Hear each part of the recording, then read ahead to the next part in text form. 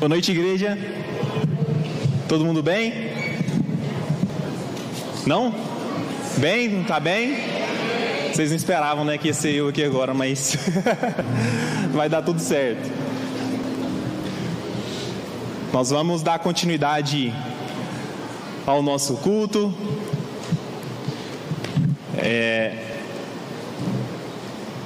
Hoje de manhã nós tivemos um momento precioso com Deus, de adoração, de encontro, e eu acredito que o mesmo Deus que esteve conosco aqui de manhã, que esteve com você durante o seu dia, está aqui nessa noite, nesse momento, amém? Então quero convidar você que pode abrir a sua Bíblia comigo em Mateus, capítulo 20, do versículo 1 ao versículo 16. Obrigado.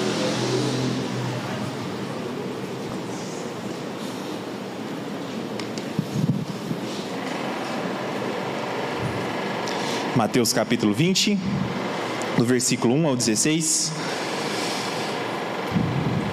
Todos encontraram? Amém? A palavra de Deus diz o seguinte: porque o reino dos céus é semelhante a um homem, dono de terras, que saiu de madrugada para contratar trabalhadores para a sua vinha. E tendo combinado com os trabalhadores o pagamento de 1 denário por dia, mandou-os para a vinha. Saindo por volta de 9 horas da manhã, viu na praça outros que estavam desocupados e lhes disse: vão vocês também trabalhar na vinha e eu lhes pagarei o que for justo. Eles foram. Tendo saído de novo, perto do meio-dia e às 3 horas da tarde, fez a mesma coisa. E saindo por volta de 5 horas da tarde, encontrou outros que estavam desocupados e lhes perguntou: por que vocês ficaram desocupados o dia todo? Eles responderam: porque ninguém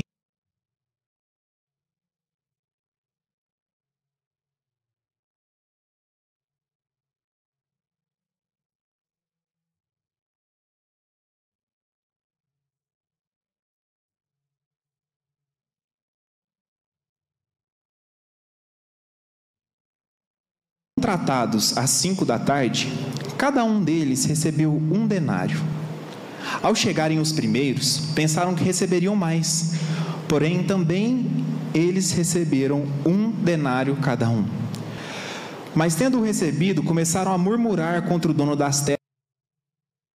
Estes últimos trabalharam apenas 1 hora, mas você os igualou a nós, que suportamos a fadiga e o calor do dia.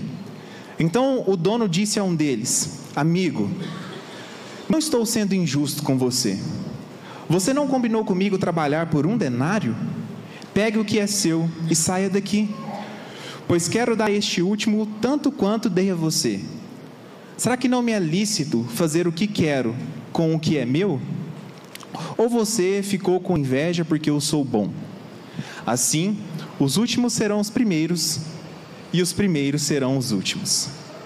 Quero te convidar a fechar os seus olhos, você que pode, por um instante, para a gente fazer uma breve oração. Pai, nós te agradecemos por mais um dia que se passou, por mais um dia que a sua misericórdia se renovou sobre as nossas vidas. Te agradecemos pela nossa saúde, pela nossa vida, por podermos ter o privilégio de estarmos reunidos em comunhão e sentar à mesa com o Senhor. Obrigado por ter nos chamado, obrigado por ter nos escolhido. Nós oramos para que nessa noite o nosso coração esteja limpo de qualquer amargura, de qualquer mágoa, de qualquer distração que nos impeça de ouvir aquilo que o Senhor tem o desejo de falar com a gente. Que o Senhor possa encontrar o nosso coração como uma terra fértil e que a palavra que a gente receber nessa noite possa não apenas ser recebida, mas frutificada dentro de nós. Em nome de Jesus. Amém. Meus irmãos, nós temos vivido em uma época que muito se fala sobre polarização. E é uma palavra que eu me lembro que quando eu era criança, quando eu era jovem, quase não era dita, mas agora virou moda. É até chique falar, né, sobre polarização. E essa polarização parece que virou uma dicotomia, uma dualidade, onde o mundo foi dividido em 2 partes. Ou você está à esquerda do mundo, ou você está à direita do mundo. E se você não está em um desses dois lados, meu irmão, é como se você não tivesse nenhum CPF. Como que você existe sem se posicionar para um lado esquerdo ou para um lado direito? E infelizmente, essa polarização tem afetado a maneira com que as pessoas, com que nós enxergamos a vida, com que nós nos relacionamos. E infelizmente, como algumas pessoas inclusive interpretam a palavra de Deus. Eu quero deixar claro que a minha palavra não é que é errado ou pecado você ter um posicionamento, um alinhamento político. O que eu quero dizer é que o nosso alinhamento, o nosso posicionamento político não pode servir de base para a interpretação da Bíblia, mas a interpretação da palavra e do Evangelho de maneira pura, sim, deve servir de base para as nossas ideologias e nossas crenças. Dito isso, em cima deste texto que nós acabamos de ler, já ouvi pessoas posicionadas do lado esquerdo da vida que diziam o seguinte: esse texto comprova que Jesus era socialista. Esse texto comprova que Jesus era comunista. Sabe por quê? Porque o texto deixa claro que os trabalhadores que trabalharam menos do que aqueles que trabalharam mais receberam o mesmo salário no final do dia. Então, teve um salário igualitário. A divisão do capital foi feita de maneira igual, independente do quanto um trabalhou ou quanto o outro trabalhou. Eu também já ouvi pessoas que estão posicionadas ao lado direito dessa polarização, dizendo o seguinte: não, na verdade, o que esse texto comprova é que Jesus estaria do lado direito. E ele está defendendo o livre capital, porque se o dono das terras não tivesse o direito de propriedade privada, se ele não tivesse o direito de contratar livremente os seus trabalhadores, ele não teria a condição de pagar a eles e ser generoso com eles na medida que ele quisesse. E nesse ponto, eu acredito que já consegui chamar a atenção de algum de vocês e que outros já estão com o coração completamente fechado. Alguns já se renderam às suas paixões políticas e estão pensando: o que esse cara está falando? Mas eu quero te deixar tranquilo, porque nenhuma das duas interpretações estão corretas. Nenhuma das duas interpretações, de acordo com essa parábola, são certas. Porque se nós afirmarmos alguma dessas duas frases, nós estamos cometendo o que nós chamamos de anacronismo. E anacronismo é quando a gente pega uma ideia que pertence a uma época e tentamos colocar ela em outra, quando ela sequer existia. Eu quero te lembrar, meus irmãos, que na época de Jesus não existia esquerda ou direita, republicanos ou democratas, não existia capital. Eles sequer sabiam o que seria o tal do capital. Não existia esquerda, direita, Trump, Biden e as outras que vocês sabem, que eu não preciso nem de citar. Então a gente pegar essas ideias e colocar e tentar encaixá-las entre Jesus seria um erro, e um erro grave. Então, se na verdade o texto não está dizendo sobre divisão de bens, não está dizendo sobre dinheiro, não está falando sobre governo, nem política, sobre o que esse texto está falando. E para a gente entender sobre o que a parábola está falando, nós precisamos de analisar o contexto em que ela foi falada. Nós acabamos de ler Mateus capítulo 20, mas no Mateus capítulo 19, houve um encontro de Jesus com o jovem rico. Nesse encontro de Jesus com o jovem rico, houve um chamado. Jesus disse para ele: olha, vem e me segue. Mas nós sabemos que o jovem rico decidiu não abrir mão daquilo que era o ídolo no seu coração para seguir Jesus. E por ele ter decidido não abrir mão e não seguir a Cristo, Jesus faz uma advertência sobre o perigo das riquezas, sobre o perigo de nós amarmos mais o dinheiro do que a Deus. Enquanto Jesus fazia advertência, tinha um dos discípulos do seu lado, que nós bem conhecemos, chamado Pedro, que não perdia uma oportunidade de demonstrar para Jesus todo o seu amor e todo o seu mérito e tudo aquilo que ele fazia pelo reino. Então ele fala: Senhor, o Senhor está dizendo sobre os riscos da riqueza, mas nós, os discípulos que fomos chamados pelo Senhor, deixamos tudo para trás para te seguir. Eu deixei a minha esposa, deixei a minha casa, deixei o barco, as redes, deixei até as pescas que o Senhor generosamente me deu para te seguir. O que eu vou ganhar com isso? O que eu vou ganhar em troca de deixar tudo isso para trás? Então essa parábola, Jesus conta justamente para alinhar a visão de Pedro. Porque Pedro imaginou que, por ele deixar tudo, ele estava recebendo uma recompensa. Que era mérito dele em deixar sua esposa, sua família, sua casa e seu dinheiro para trás, para seguir a Cristo.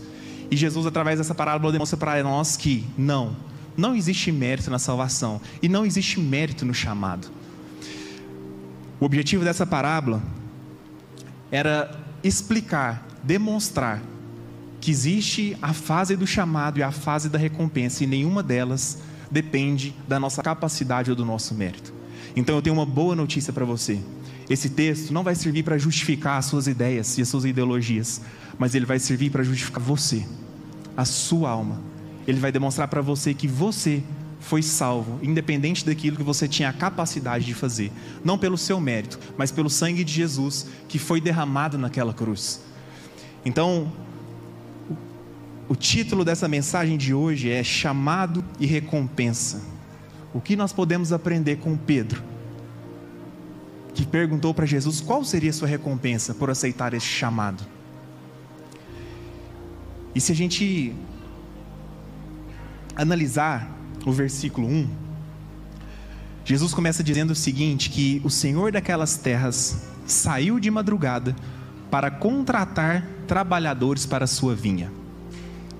E parece um versículo muito simples, direto, objetivo, o início da história. Ora, o Senhor das terras saiu para contratar trabalhadores para a sua vinha. É o que é. Mas se a gente analisar profundamente esse texto, existe algo poderoso e valioso que Jesus está nos ensinando aqui. Olhando para os dias de hoje, nós sabemos que se nós precisamos de algum serviço ou de alguma prestação de serviço, geralmente nós não precisamos de sair de casa para fazer essa contratação mais. Às vezes você está conversando com um amigo seu, com algum familiar, com alguma pessoa e fala: nossa, eu precisava tanto de um advogado, eu precisava tanto de um médico, eu precisava tanto de um dentista, eu precisava tanto de um contador. E incrivelmente, como se fosse mágica, parece que a próxima vez que você pega seu telefone, tudo que vai aparecer no seu Instagram é médico, advogado, dentista e contador. Se você fizer uma pesquisa no Google, então, advogado Uberlândia, meu irmão, quando você entrar na sua rede social a próxima vez, tudo que vai aparecer vai ser advogado de Uberlândia com tráfego pago, publicidade, te mostrando o serviço dele. Ou seja, nos dias atuais, nós, quando somos os empregadores, quando queremos contratar um serviço, não precisamos de sair atrás ou em busca. Parece que eles vêm até nós. Parece que eles adivinham. Ah, você está precisando de um advogado? Eu sou, aqui, ó, meu Instagram. Já fiz isso.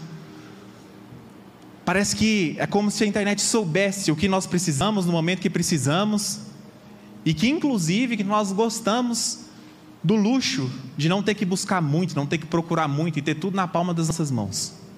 Mas antigamente não era assim que funcionava.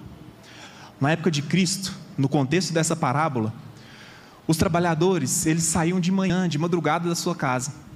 Eles iam para um local, geralmente público, uma praça, e ficavam ali esperando até que algum empregador os encontrasse naquela praça e aí sim fizesse a contratação do serviço. Ou seja, o empregador não saía de porta em porta, o trabalhador não saía de porta em porta procurando empregador, falando: olha, eu trabalho com isso, tá? Me contrata quando você precisar. Não. Eles ficavam reunidos em uma praça, esperando até que alguém chegasse e os contratasse. Isso nos mostra, meus irmãos, que o que Jesus está dizendo é que não fomos nós que saímos atrás do dono das terras, mas foi Ele que saiu atrás de nós para nos chamar e nos convocar. Não existe mérito no chamado que foi feito para você, porque você não foi bom o suficiente, não há bondade suficiente em você para falar: eu encontrei a Cristo. Porque Cristo não estava perdido. Quem estávamos perdidos somos nós. Nós estávamos perdidos, e dentro dessa perdição Ele nos encontrou, Ele nos resgatou, foi Ele quem nos chamou. Houve uma predisposição da parte dEle de sair do paraíso, de tomar forma de homem e de vir nos buscar, e de vir nos encontrar. O texto de 1 João capítulo 4, versículo 10 diz que nisso consiste o amor, não em que nós tenhamos amado a Deus, mas em que Ele nos amou e enviou o Seu Filho como propiciação pelos nossos pecados. No versículo 19, João reafirma dizendo que nós amamos porque Ele nos amou primeiro. O próprio Jesus Cristo, em João capítulo 15, quando está ensinando sobre a parábola da videira, diz categoricamente que não foram vocês que escolheram a mim, mas eu escolhi a vós. Ou seja, antes que nós pudéssemos ter a capacidade de cognição, de entender o que é a Deus, Ele já tinha nos escolhido. A verdade é que antes da fundação do mundo, Ele já tinha nos escolhido. Efésios capítulo 1, versículo 4 diz que antes da fundação do mundo, Deus nos escolheu nele para sermos santos e irrepreensíveis diante dele. E eu não sei se isso parece uma boa notícia para você. Eu não sei se isso te alegra como me alegra. Porque quando eu vejo isso e quando eu entendo isso, eu percebo que na verdade o Deus, Criador de todo o universo e de tudo que nele existe, da natureza, dos animais, da água, da terra, do sol, da lua, do oxigênio, foi esse Deus que criou tudo que me escolheu. E não foi eu quem saí buscando atrás dele, como alguém que estava perdido. Foi Ele quem nos encontrou. Foi Ele quem de bom grado, com um coração amoroso e cheio de graça, decidiu nos buscar e nos chamar. A boa notícia é que nós fomos chamados, meus irmãos. Eu fui chamado, você foi chamado. Todos nós, Deus olhou para nós e nos escolheu. Não fomos nós que escolhemos a Ele. Além disso, o que essa parábola nos mostra sobre o chamado é que o dono das terras não tinha um horário específico para realizar a contratação. Ele não tinha um horário específico para sair chamando os seus trabalhadores. De fato, o que acontecia naquela época era: os trabalhadores que saíam mais cedo e chegavam até a praça pública tinham mais chance de serem contratados. Porque pensa comigo, se eu chego às 5 da manhã, o empregador que saiu mais cedo, um trabalho braçal, vai me contratar, eu vou ir para a terra dele e vou trabalhar o dia todo e está tudo certo. Agora, se eu chego 3 da tarde para ser contratado, dificilmente algum empregador vai sair às 3 da tarde de sua fazenda, de sua vinha para me contratar. Então, quem chegava primeiro, na linguagem mineira e popular, bebia água limpa. Quem chegava primeiro tinha vantagem, tinha privilégio. Mas o que Jesus nos mostra com essa parábola é que o Senhor dessas terras agia de uma forma diferente. Não era como a ordem natural das coisas. Porque Jesus disse que Ele saiu primeiro na madrugada, ou seja, de 5 às 6 da manhã, depois Ele saiu às 9 da manhã, depois Ele saiu aos meio-dia, depois Ele saiu às 3 da tarde, e Ele contratou trabalhador até às 5 da tarde. Lembrando que, pela questão do sol, da iluminação, naquela época, praticamente se trabalhava até às 6 da tarde. Isso nos mostra que, no reino de Deus, o tempo em que você foi chamado não condiciona a recompensa que você vai receber. Cada um de nós temos um tempo. Cada um de nós temos um momento em que vamos ser chamados. Alguns foram chamados na sua infância, outros na adolescência, outros na fase adulta e outros quando já são idosos. Mas isso não desqualifica aqueles que foram chamados por último. Isso não desqualifica porque quando o trabalhador realiza o chamado, ele não está olhando para a sua qualidade ou para o que você tem para apresentar. Ele está te chamando porque ele tem algo para te dar. Acontece que às vezes, a gente passa por situações nas nossas vidas em que temos alguém na nossa família, temos um amigo, alguém no trabalho, que nós pregamos, evangelizamos.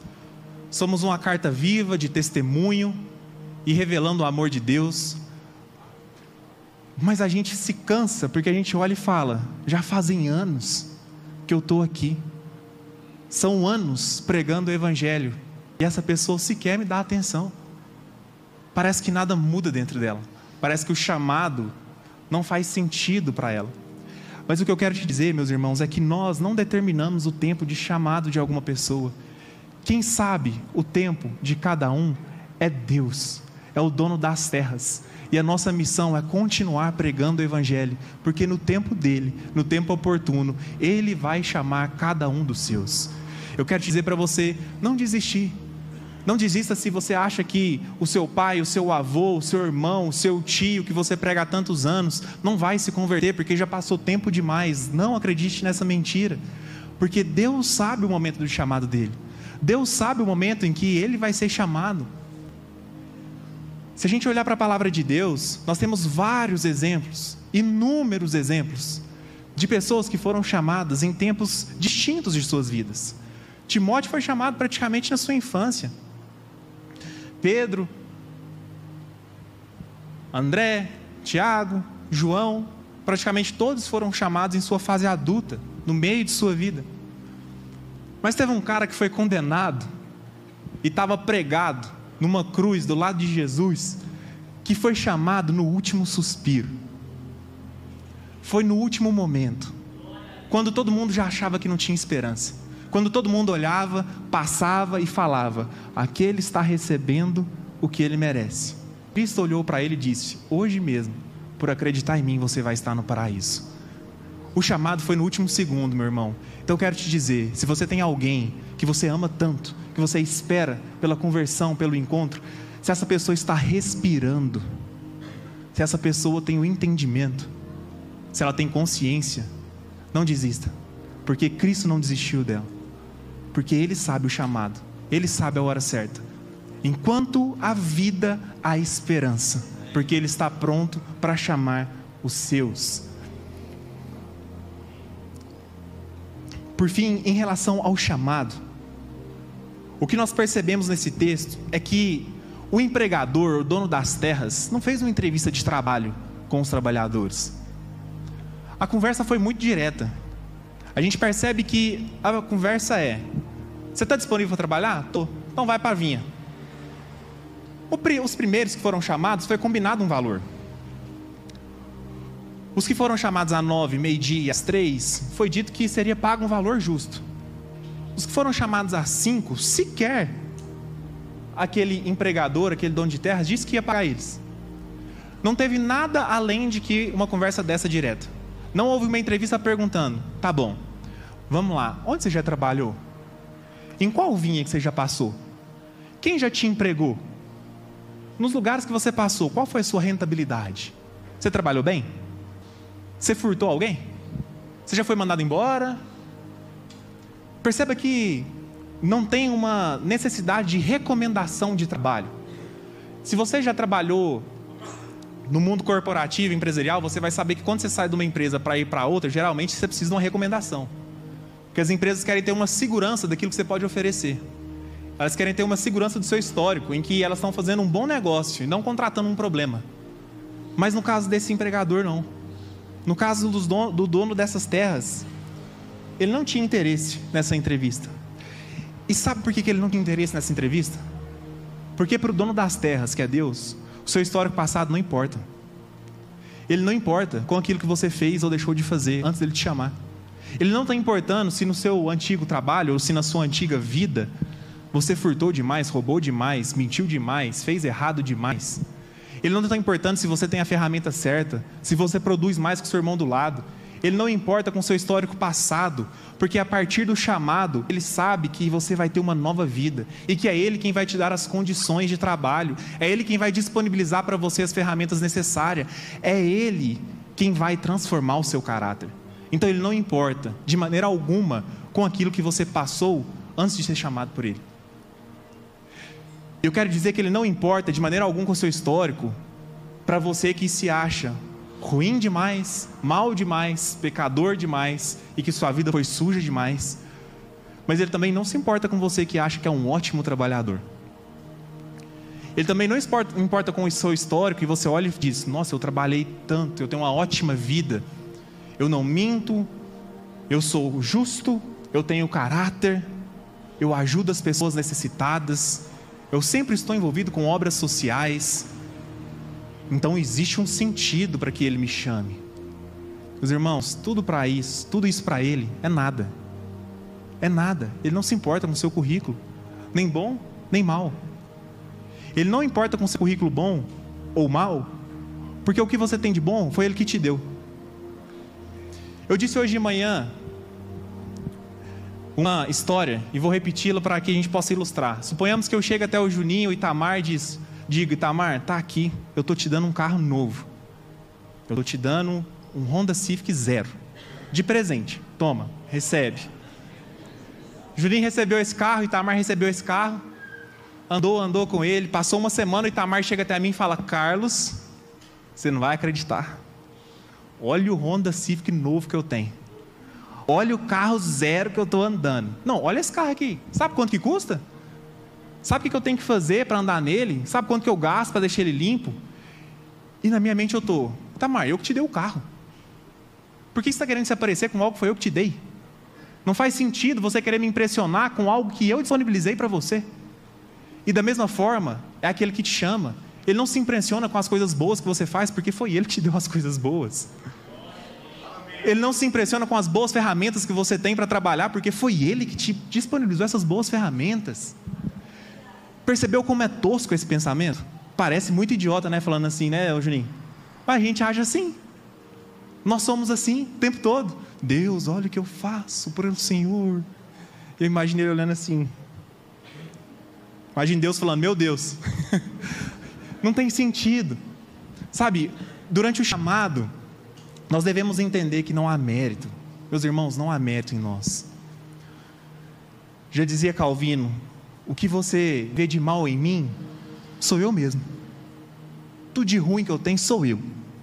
Mas se você vê algo bom, é Cristo. É Cristo quem me deu. É Cristo quem colocou em mim. É Cristo quem disponibilizou. Eu não estou dizendo, meus irmãos, que a gente não precisa praticar boas obras. Eu sei que vocês compreenderam, mas é importante a gente falar que nós não estamos anulando as boas obras. Nós não estamos anulando o serviço. Mas o que eu estou querendo dizer é que nós não fomos salvos pelas obras, mas salvos para as obras. E existe uma diferença enorme. Efésios capítulo 2, versículo 10 diz que fomos criados em Cristo para boas obras. Na verdade, o nosso trabalho, ele é uma consequência, nossas obras, o que nós fazemos é uma consequência da nossa salvação. Sabe, Deus não olhou para o pastor Douglas e disse, antes de chamar ele: que homem inteligente, tão estudioso, manso, temperado, amável, íntegro, equilibrado, vai servir tão bem para mim no meu reino, vou contratar. Ele não olhou para o Itamar e disse: que homem preocupado com as pessoas, que homem disponível para ajudar, para dar atenção, vai ser tão importante sendo um pastor do meu rebanho, vou contratar. Não foi isso que aconteceu. Quando Deus olhou para nós, meus irmãos, havia um lamaçal de pecado sobre o nosso corpo. Quando Deus olhou para nós, antes de Cristo, tudo que havia sobre nós era condenação. Tudo que havia sobre nós era impiedade. Não havia nada de bom que poderia sair de nós. Mas mesmo assim, Ele nos chamou. E a partir do momento desse chamado, aí, meu irmão, tudo muda. Tudo muda, porque quando você aceita o chamado, você é lavado pelo sangue de Cristo. Você é limpo pelo sangue dele. E aí começa uma nova vida.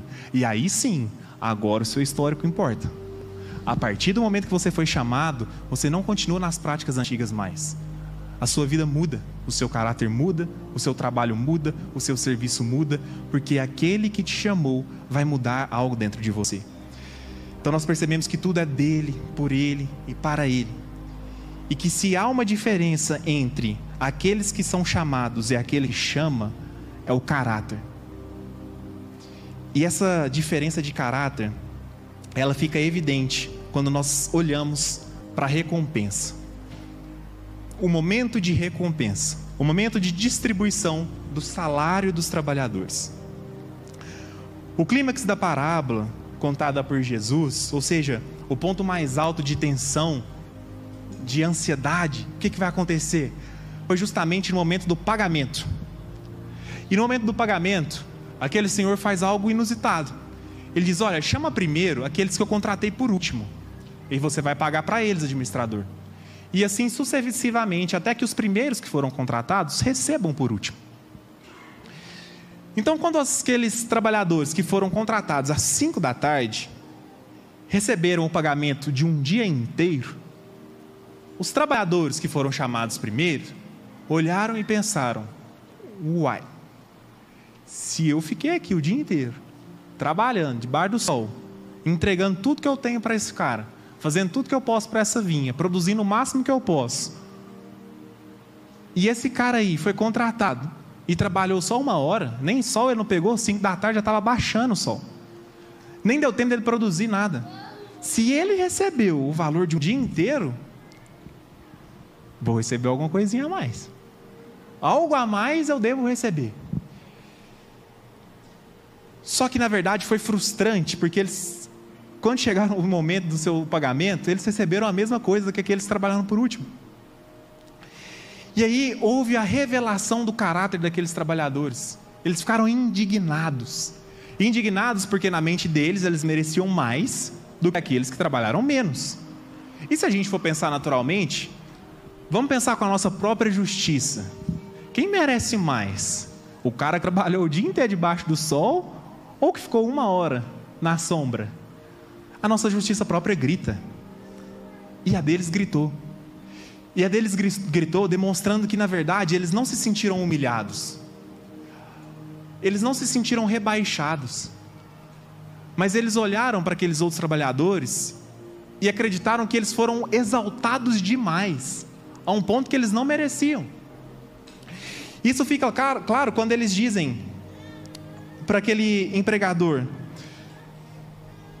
estes últimos trabalharam apenas 1 hora, mas você os igualou a nós. Você os igualou a nós. Com essa simples frase, a gente percebe que os primeiros trabalhadores estavam falando de cima. Você está igualando eles a mim, que fiz mais por você, que trabalhei mais por você, que passei o dia fazendo tudo por você. E aqui, nesse momento, nós entendemos que nós não podemos pensar como esses trabalhadores. Nós não podemos nos dar ao luxo de pensar como esses trabalhadores, com a nossa própria justiça. Porque senão nós vamos chegar a 2 caminhos, e 2 caminhos completamente errados. O primeiro caminho é que nós vamos desejar, trazendo para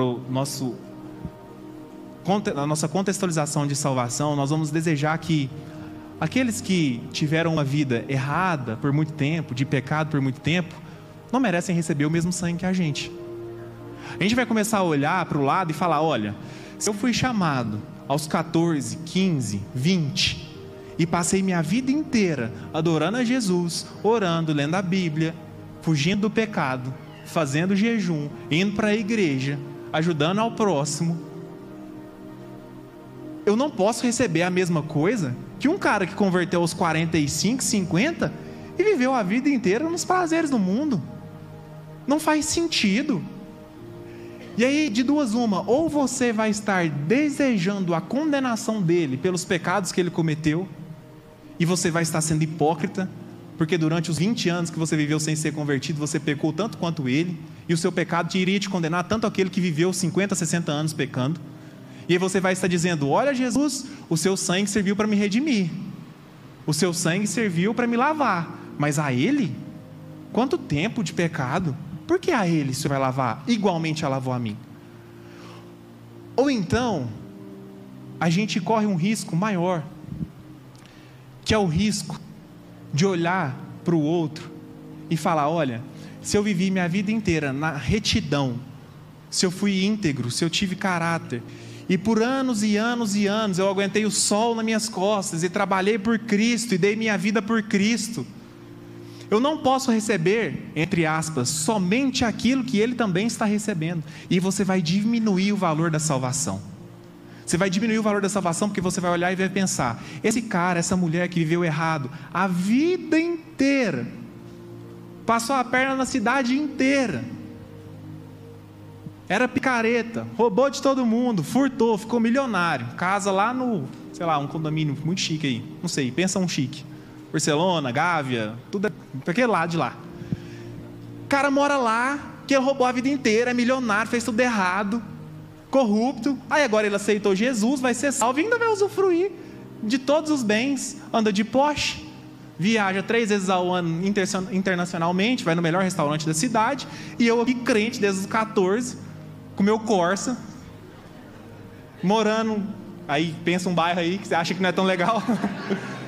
Não pode ser que essa pessoa receba a mesma coisa do que eu. E foi isso que aqueles trabalhadores estavam olhando. Ora, eles não podem ser igualados a mim. E a gente vai começar a entender o porquê que aquele senhor das terras disse que foi justo. Sabe por que ele foi justo? Não é só porque ele pagou para eles o que ele tinha combinado, trazendo para a salvação. Deus é justo, meu irmão, porque para que você pudesse ser salvo, você que se converteu aos 14, aos 10, aos 20, aos 30, aos 40, aos 50, aos 60, para que você pudesse ser reconciliado com Ele, reconciliado em seu amor, era necessário um sacrifício santo e perfeito. Era necessário que o sangue de alguém que nunca errou, que nunca pecou, fosse derramado. Era necessária a propiciação dos pecados. Era necessário que o Cristo, o homem Deus, descesse até a terra e morresse por nós, na cruz, para que eu e para que você pudéssemos ser salvos. Porque sem isso, não haveria justiça. Então Deus é justo, porque a justiça dele foi cumprida na cruz do Calvário. Ele é justo, porque Ele somente nos salvou através da entrega do seu próprio Filho para morrer por mim e por você. E Ele é justo, meu irmão, porque quando você converteu, quando você ouviu o Evangelho pela primeira vez, quando o Evangelho brilhou os seus olhos, o que te convenceu? Qual foi a promessa que você recebeu no seu chamado? Porque a promessa que eu recebi e que nós recebemos através do Evangelho é: vem, tem um Pai que te perdoa, tem um Pai que já limpou os seus pecados, tem um Pai que vai te dar salvação eterna. Esse foi o prometido. O prometido não foi que você seria milionário. A promessa não foi que você moraria na melhor casa de Uberlândia. A promessa não foi que você visitaria os melhores restaurantes do mundo. A promessa, meu irmão, não foi, ao contrário do que muitos dizem, que você vai comer o melhor dessa terra. Nosso Deus é bom demais, você tem que viver tudo de melhor que está disponível no mundo. Não foi essa a promessa. A promessa do Evangelho verdadeiro, a promessa do Evangelho puro e simples é a salvação. É a salvação. E digo mais, quando Ele nos chama para ser salvos, Ele diz: olha, tem de bom ânimo, eu venci o mundo, mas você vai passar por algumas coisinhas aí. Você vai passar por problemas, ansiedades, mas fica tranquilo, eu estou com você. Essa é a promessa. Então Deus é justo porque Ele nos dá aquilo que Ele prometeu. E tirando aquilo que Ele prometeu, que foi pago por Cristo, Ele não te deve nada. Ele não deve a mim, Ele não deve a você, Ele não deve a ninguém. O pagamento da dívida, nós somos salvos, a justiça foi feita. Pensa comigo, outra ilustração. Suponhamos que eu comprei uma casa, uma empresa e fiz uma dívida com o Juninho. E falei para ele: Juninho, a minha dívida com você, estamos aqui acertado 2 bilhões. Simples. Dinheiro que a gente gasta em Coca-Cola. Vou te dar um cheque, beleza? Desses 2 bilhões. Vai dar o dia, você vai lá, vai depositar o cheque, pode compensar. Você vai ver se sua conta vai estar cheia. Chegou no dia, Juninho foi depositar o cheque, obviamente não tinha os 2 bilhões. E o Juninho, que é o credor, no papel de representação de Deus, não chegou em mim e falou assim: Carlos, fica tranquilo que eu estou rasgando seu cheque. Esquenta não, te perdoo. Não. Sabe o que aconteceu? Teve alguém que teve que vir pagar esses 2 bilhões. A sua dívida, a minha dívida, os nossos pecados não foram rasgados simplesmente por misericórdia, sem que o preço fosse pago. Existia uma dívida e a dívida foi quitada. A dívida foi quitada através do sangue de Jesus. Então, quando Deus olha para nós hoje, Ele não vê mais o cheque de dívida, mas Ele vê o sangue de Cristo que quitou a nossa dívida sobre nós. E isso Nisso é feita a justiça de Deus. Então Deus é justo, e Ele é justo, meu irmão, porque a justiça foi feita na cruz. Que Deus nos livre de verdade de sermos aquelas pessoas que olham para alguém que praticou o mal, que olha para alguém que nos feriu e fala: a justiça do homem falha, mas a de Deus não falha não, como ponto de vingança. Que a gente possa entender que de fato a justiça de Deus não falha, porque ela já foi cumprida na cruz. Quando a gente fala para alguém: olha, você vai receber o que a justiça de Deus tiver que te dar, que o nosso entendimento seja de fato: você vai ser salvo, e não você vai ser condenado, porque senão nós vamos estar nos igualando a esses homens que foram chamados primeiro. Nós entendemos que o Evangelho, quando fala de justiça, não fala de condenação, mas ele fala de salvação através da pessoa de Cristo. Afinal de contas, qual que é o versículo que todo mundo sabe? O cara mais desviado do mundo, ele comete 30 pecados por segundo, tem uma tatuagem, João 3,16. Porque ele não veio para nos condenar, meus irmãos, ele veio para nos salvar. Jesus não veio para condenar o mundo, ele veio para salvar o mundo. Então, se ele decidiu sair da sua glória, tomar forma de homem, para morrer por nós e nos salvar e salvar o mundo, por que que a gente vai tomar uma posição de querer condenar as pessoas e dizer: justiça de Deus te pegue, a do homem falha? Aconteceu algo absurdo na cidade, alguém roubou, alguém matou, teve um 171, e a gente fala: a justiça do Brasil não dá em nada não, 5 anos está solto. Mas de Deus não falha não. Não, meus irmãos, que a gente possa olhar e falar: não, de fato, a justiça de Deus não falha, que esse homem possa ser alcançado, que essa mulher possa ser alcançada, que ele possa se converter, que ele possa ser como Zaqueu, que ele possa devolver mais do que aquilo que ele pegou, sabe, que possa haver uma transformação na sociedade, que o nosso cargo não seja um banco de julgamento, mas que a gente entenda que nós somos os réus, que nós fomos absolvidos, porque outra pessoa pagou a nossa dívida, e que a gente possa desejar isso para o próximo também, em nome de Jesus. E passando para a parte da recompensa boa, além da recompensa justa, porque na verdade a parábola mostra exatamente que Deus é justo e bom. Então, se nós já entendemos que Ele é justo porque Ele fez a justiça na cruz, a parte da bondade é muito fácil. A parte da bondade é: Ele chamou um cara para trabalhar 5 horas da tarde até às 6, prometeu para ele que ele ia receber o que era justo. Se eu te chamo para trabalhar às 5 horas da tarde e falo assim: 6 horas você vai parar, eu vou te pagar o que é justo, a última coisa que você vai esperar na sua vida é receber o salário de um dia inteiro. A bondade, ela chama atenção demais. A bondade, ela é escandalizadora. A bondade causa indignação naqueles que são invejosos e não conseguem entender a graça de Deus. Deus é bom porque Ele nos dá além daquilo que nós merecíamos. Mas Ele não é bom com uns e justo com outros. O que nós percebemos é que Deus é bom e justo com todos nós. Ele é justo porque a justiça foi feita na cruz, mas Ele é bom porque Ele nos deu a salvação sem que a gente merecesse. Nós não merecíamos. Nós não merecíamos. Nós não merecíamos porque o que nós merecíamos era a condenação. Mas Ele é tão bom que Ele decidiu reconciliar o mundo com Ele. Ele é tão bom que mesmo a gente não merecendo, Ele decidiu nos escolher. A justiça e a bondade nos alcançou. Fica tranquilo, irmão, a justiça de Deus está sobre você. Não fica com medo dessa frase mais não. Quando alguém falar isso, você fala amém. Eu sou advogado, o que o povo mais fala para mim é: né, doutor, a justiça de Deus vai resolver. Eu falo amém, já resolveu. Você que não sabe, já está resolvido. Mas lembre-se que além disso existe bondade também. Existe bondade. E Ele não te deve nada, mas se Ele quiser Ele pode te dar. Então, quando a gente fala que o que Ele nos prometeu foi a salvação, eu não estou dizendo que você tem que andar no carro velho, na pior casa do mundo e comer só farinha. O que eu estou te dizendo é que o que Ele te deve, na verdade, o que Ele te prometeu, foi a salvação. Mas Ele não te deve nada, mas Ele pode te dar. Então não tem erro nenhum, meu irmão, em você andar num carro bom, não tem erro nenhum em você ter uma casa boa, não tem erro nenhum em você desejar essas coisas. Você só tem que entender que você não pode murmurar se você não receber, porque Ele não te prometeu que ia te dar isso. Então não é o nosso papel murmurar e falar: ai Deus, não, mas todo mundo fala que o Senhor é bom, o Senhor me dá o que eu quero. Não dá não. Pergunta o pastor se ele dá para as filhas dele tudo que elas querem. Na verdade, pergunta para qualquer pai que está aqui se o pai ou a mãe dá para o filho tudo que ele quer e tudo que ele pede. Meu irmão, o menino vai morrer em 1 semana. É loucura. Então por que a gente acha que o nosso Deus tem que nos dar tudo aquilo que nós pedimos? Vamos sair dessa mentira. Vamos sair dessa mistura.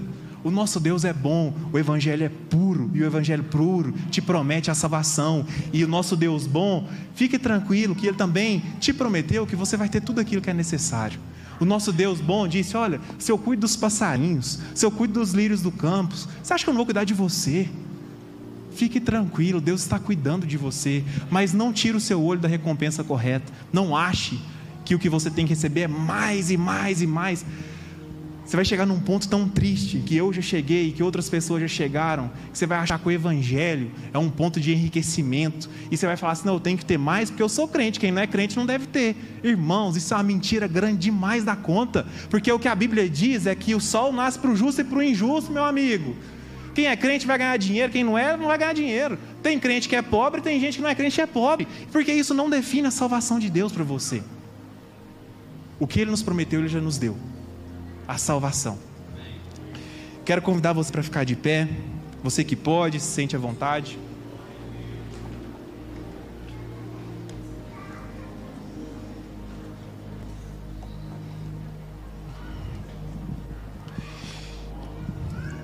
E antes da gente passar para o momento de oração,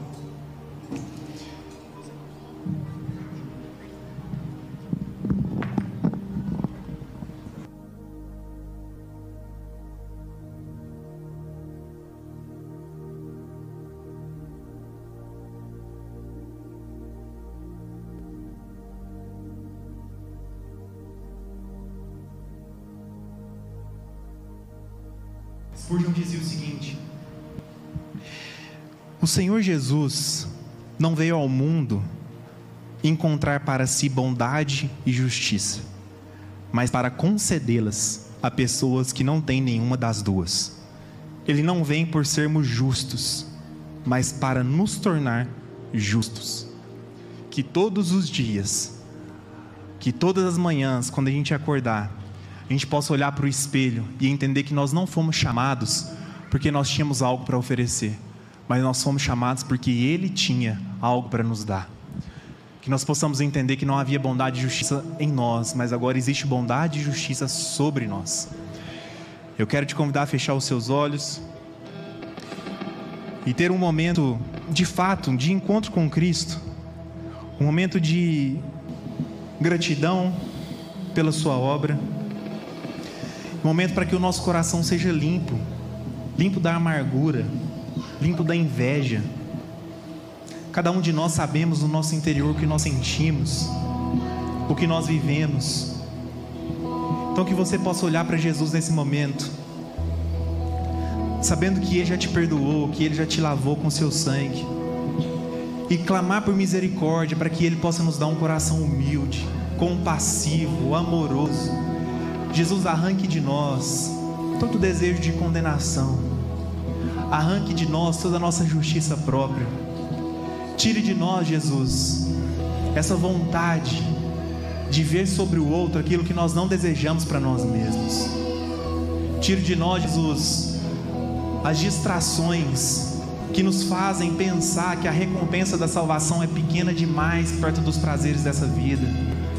Nos faça entender que o verdadeiro prazer é viver com o Senhor todos os dias até a eternidade. Nos faça entender, Jesus, que a salvação é a melhor e a maior coisa que o Senhor poderia nos dar. Que nós possamos nos alegrar todos os dias ao acordar e lembrar que nós somos salvos e fomos justificados pelo Senhor na cruz. Que isso não vire uma rotina sem sentido, mas que a gente possa encontrar alegria nessa afirmação e nessa verdade todos os dias da nossa vida.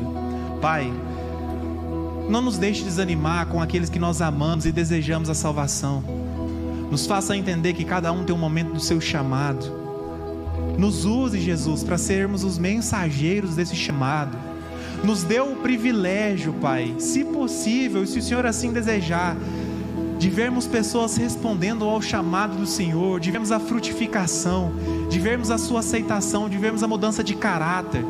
Jesus, que o mundo, que o Brasil possa ser reformado, não da forma com que muitos pregam, com os bolsos cheios de dinheiro, com a intenção de enriquecimento, mas que o Brasil possa ser reformado no caráter, que o Brasil e o mundo possam ser reformados na sua integridade, que nós possamos receber o mesmo caráter que o Senhor tem, que o Senhor possa tirar de nós toda a nossa arrogância, nossa prepotência, tudo aquilo que nós acreditamos que é mérito nosso, que nós temos demais, que nós somos demais. Não, Jesus, nos ensine que os últimos serão os primeiros, nos ensine que tudo de bom que há em nós foi porque o Senhor nos disponibilizou.